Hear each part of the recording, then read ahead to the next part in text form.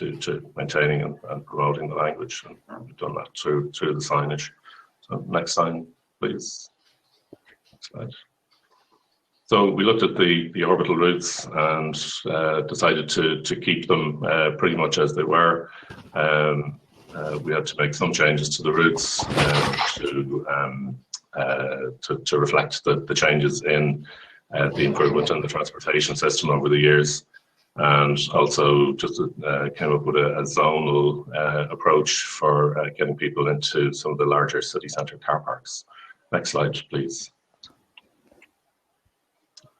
So the signs that we came up with, apologies now that the quality of the slide is not great, but you can see how we've totally simplified down the signs.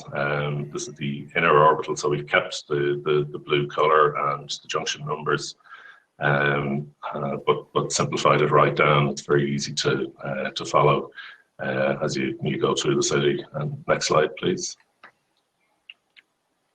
And then the outer orbital routes again kept the colours, kept some of the the identifiers from the previous system, but again used a lot of symbols and simplified it right down again. And you can see the use of the Irish language then as well. So next slide, please. So we came to this design through one of the things we did was we had two consultation events where we invited in a number of the key stakeholders involved and showed them a draft design. They told us they didn't like it at all, so we went back to the drawing board, came back with a second design which they liked a lot better. And just with a few tweaks, we had our sign design, which you've seen on the previous slide. So next slide, please. So then we moved to implement this design, and before we did that, we wanted to get ahead of the message and develop a communication strategy. So this involves just coming up with messages around explaining the need for the new signage, explaining the orbital routes and the signs again to people, and just putting that into the various channels, social media and on our website. Next slide, please. So our implementation phase, we appointed a contractor called Cairn Construction. They were very good. They just got on with the job, worked well with them, and we wanted the contract to be a civil engineering-led contract rather than, say, a sign manufacturer-led. A lot of the problems and the difficulties in implementing the new signage was going to be around civil engineering aspects. So we wanted somebody who knew what they were doing. And we put up approximately 100 new poles. Some of the poles were missing, some of them were damaged from the original signage.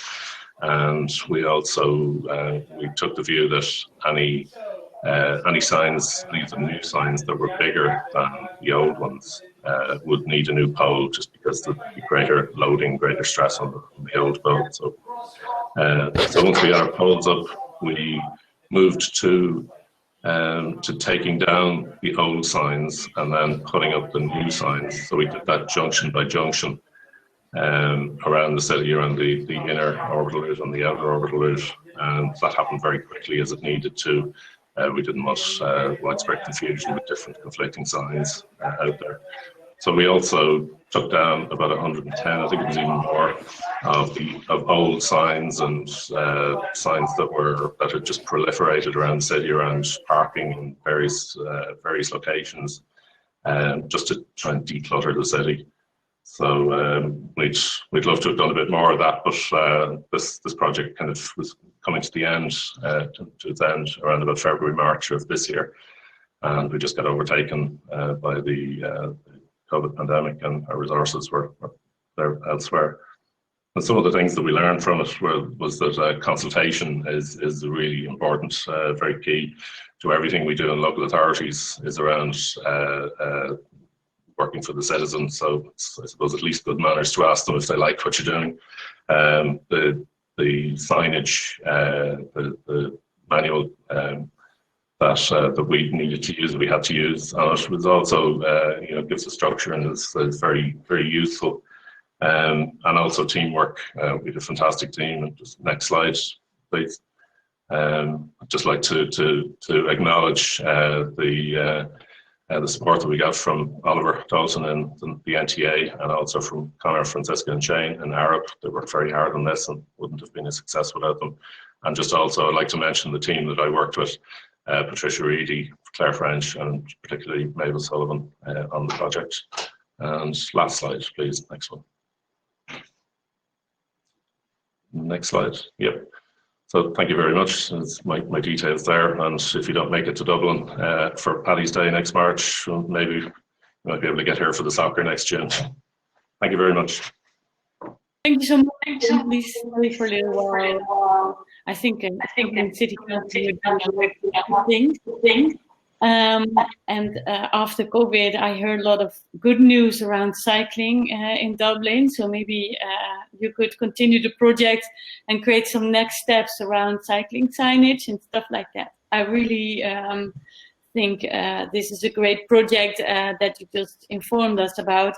And if anyone has a question, I just learned from the organization that we have a bit more time, to maybe just one question if there is. I'm going to look it up because I see a lot of people in the chat box, which is great. So there was an old question of Fabienne. Fabienne, please go to the networking button, and maybe you can meet Vincent a bit more and to talk a bit more. I think it's a great question. Colm, I'm really curious to hear about next steps for Dublin as well. And I don't know if you have any ideas yet on that. Yeah, well, we're rolling out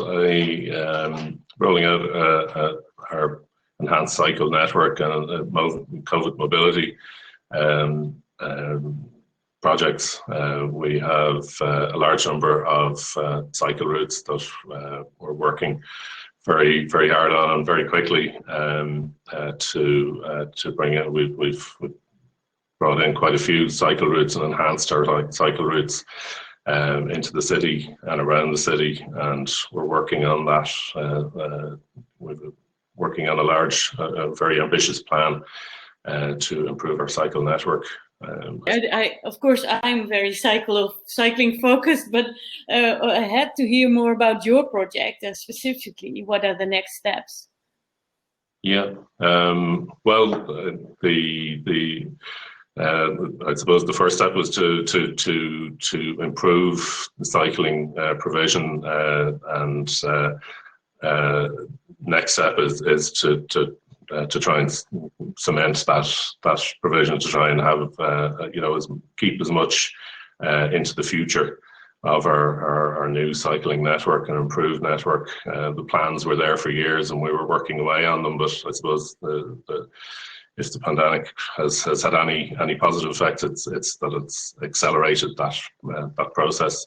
And I think going back initially we were using floppy bollards to delineate the cycle tracks and cycle routes.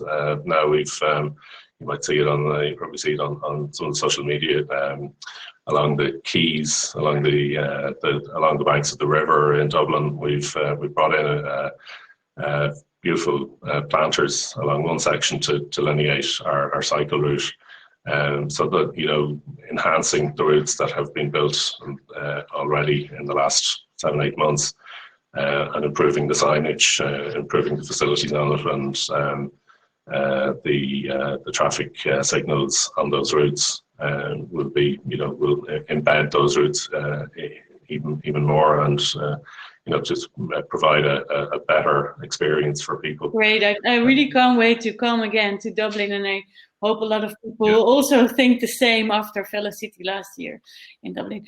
I want to go and invite all the speakers to the stage to say a last goodbye. I have two more beautiful sessions I want to highlight to you. Today at 1:15 we have the Meet the Dutch session around changing mobility behavior. Please make sure you join. It's again Robert a Nijmegen presentation because Klaas-Jan Grever will do it. And then at 4:45, we also have a session, Get to Know Polis. And I think that will be applicable to a lot of people from like you as well.